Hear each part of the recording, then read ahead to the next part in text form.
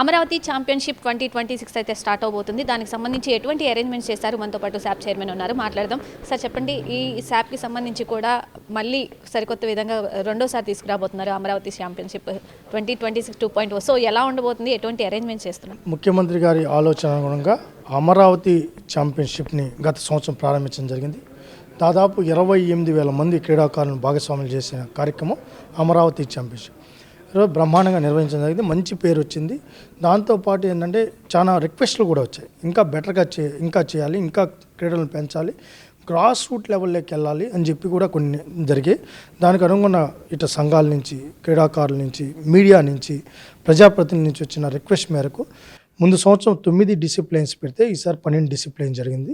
ముందు లెవెల్లో డిస్ట్రిక్ట్ లెవెల్లో, స్టేట్ లెవెల్లో పెడితే ఈసారి కాన్స్టిట్యూన్సీ లెవెల్ వరకు తీసుకొని వచ్చాం.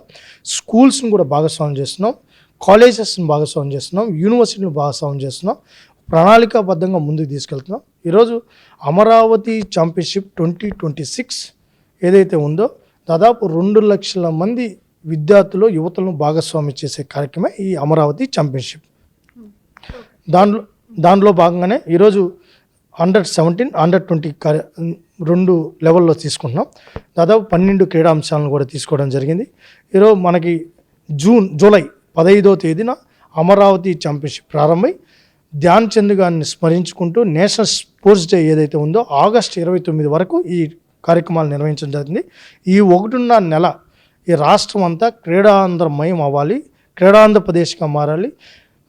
ఎవరైతే క్రీడాకారులు ఉన్నారో ఆ క్రీడాకారులని ఇదొక మంచి ప్లాట్ఫామ్గా వాళ్ళు ఉపయోగించుకునే విధంగా ఈ కార్యాచరణ రూపొందించాం.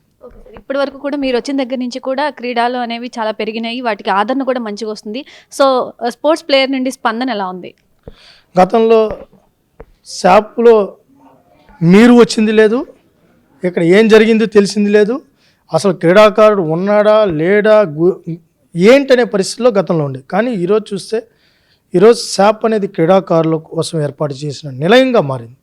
అది నిజమైన అర్థం వచ్చింది, నిజమైన దీనికి ఏదైతే సార్థకత ఈరోజు ఈ ప్రభుత్వం చేస్తుంది. తదనుగుణంగా కూడా ఈరోజు మనం చూస్తూ ఉంటాం. గతంలో ఈరోజు శాప్ లీగ్స్ కానీ, అమరావతి ఛాంపియన్షిప్స్ కానీ, తర్వాత అసోసియేషన్ ఫెడరేషన్ మీట్స్ కానీ, తర్వాత మీరు చూసే ఉంటే గతంలో మనం సంక్రాంతి ఫెస్టివల్స్ కానీ, అదేవిధంగా వాటర్ గేమ్స్ కానీ, 1 కాదు 2 కాదు అనేక డిసిప్లిన్స్. ఏ డిసిప్లిన్ ఎప్పుడు ఏ క్రీడా అంశం కూడా స్పష్టంగా ఫస్ట్ టైం శాప్ చరిత్రలో క్యాలెండర్ విడుదల చేయడం, స్పోర్ట్స్ అథారిటీకి క్యాలెండర్ విడుదల చేసిన చరిత్ర ఈ ప్రభుత్వంది. దాంతోపాటు ఈరోజు క్రీడా యాప్ తీసుకుంటాం. క్రీడా యాప్లో ఈరోజు ప్రతి క్రీడాకారుని భాగస్వామ్యం చేస్తుంది. ఏం చేస్తుంది ఈ ప్రభుత్వం? శాప్ ఎలా నిర్వహిస్తుంది? ఎలాంటి భాగస్వామ్యం చేసే కార్యక్రమాలు చేస్తుంది? దాంతోపాటు ఇన్సెంటివ్స్ అంటే ఏంటి, ఎప్పుడు ఇస్తున్నారు, ఎంత ఇస్తారు, ఏ టోర్నమెంట్కి ఏముంది, ఇవన్నీ కూడా ఒక పద్ధతి ప్రకారం చేసుకుంటూ వెళ్తున్నాం. ఇన్ఫ్రాస్ట్రక్చర్ కూడా బిల్డ్ చేస్తున్నాం.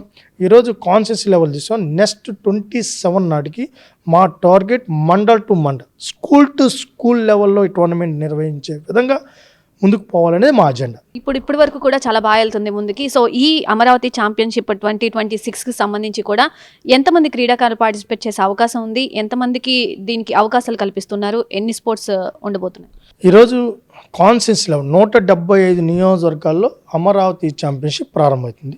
దాదాపు 2 లక్షల మంది విద్యార్థులు, యువత భాగస్వామ్యం అయ్యే విధంగా కార్యాచరణ రూపొందిస్తాం.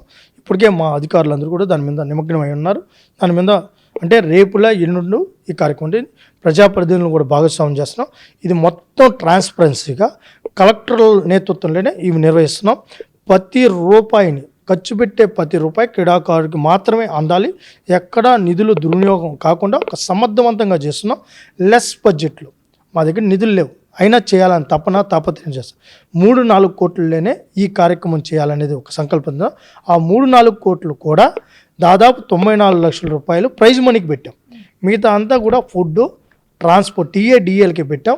ఎక్కడా కూడా వేరే ఇతర ఖర్చులు లేకుండా అన్నీ తీసేసి వీలైనంత వరకు ఎడ్యుకేషన్ డిపార్ట్మెంట్ని, హైయర్ ఎడ్యుకేషన్ డిపార్ట్మెంట్ని ఇన్వాల్వ్ చేసి దాని ద్వారా దీన్ని భాగస్వాములు చేసే కార్యక్రమం. First time youth services, education department, sports authority కలిసి అమరావతి ఛాంపియన్షిప్ని సక్సెస్ఫుల్గా ముందుకు తీసుకెళ్లాలనే ఆలోచనతో ముందుకెళ్తున్నాం.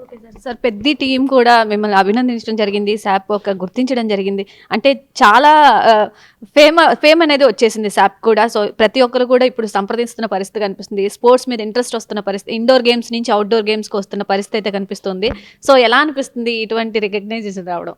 చేయాలనే తపనతో, ఒక పర్ఫెక్ట్ ఆలోచనతో మంచి చేయాలని ముందుకెళ్ళినప్పుడు మీలాంటి మీడియా మీరు కూడా మాకు సహకరిస్తారు. మెగా ఏదైతే ఛానల్ ఉందో ప్రతి స్పోర్ట్స్ యాక్టివిటీస్ని మీ ద్వారా కూడా అందరికీ తీసుకెళ్తున్నారు. మీరు ఎలా సహకరిస్తున్నారో అందరూ కూడా ముందుకు వచ్చారు. ఈరోజు ఆ రోజు యూనిట్ మమ్మల్ని లోగో ఏంటని అడిగినప్పుడు కూడా మనం పంపించడం జరిగింది. వాళ్ళు దాన్ని యూటిలైజ్ చేస్తారు. మాకు కూడా మంచి ప్రమోషన్ వచ్చింది. దాంతో ప్రతిపక్షాలు కూడా డిఎస్సి ద్వారా ఒక 1000 కోట్లు ప్రమోషన్ ఇచ్చారు. ఏదేమైనప్పటికీ స్పోర్ట్స్ అనేది ఇప్పుడు కనిపిస్తూ ఉంది, వినిపిస్తూ ఉంది. ఎమ్మెల్యే స్పోర్ట్స్ మీట్ ద్వారా ఎమ్మెల్యేలు అందరినీ భాగస్వామ్యం చేయడింది. ఈరోజు ఈ రాష్ట్రాన్ని క్రీడాంధ్రప్రదేశ్గా ముఖ్యమంత్రి గారి ఆలోచన అనుగుణంగా ప్రతిపక్షం పనిచేస్తుంది, మా పక్షం పనిచేస్తుంది. Thank you so much. So present Amaravati championship 2026 అయితే స్టార్ట్ అవబోతుంది. సో దానికి సంబంధించి కూడా అరేంజ్మెంట్స్ కూడా త్వరితగతిన పూర్తి చేయాలంటున్నారు. అలాగే స్పోర్ట్స్ డే నాటికి ఈ యొక్క కార్యక్రమాన్ని అయితే చాలా అట్టహాసంగా నిర్వహించబోతున్నారని చెప్పి కూడా శాప్ చైర్మన్ అనిమిన్ రవినాథ్ చెప్పడం జరుగుతుంది. కెమెరా పర్సన్ లక్ష్మణ్తో నాగశ్రీ, విజయవాడ, మెగా 9 టీవీ నుండి.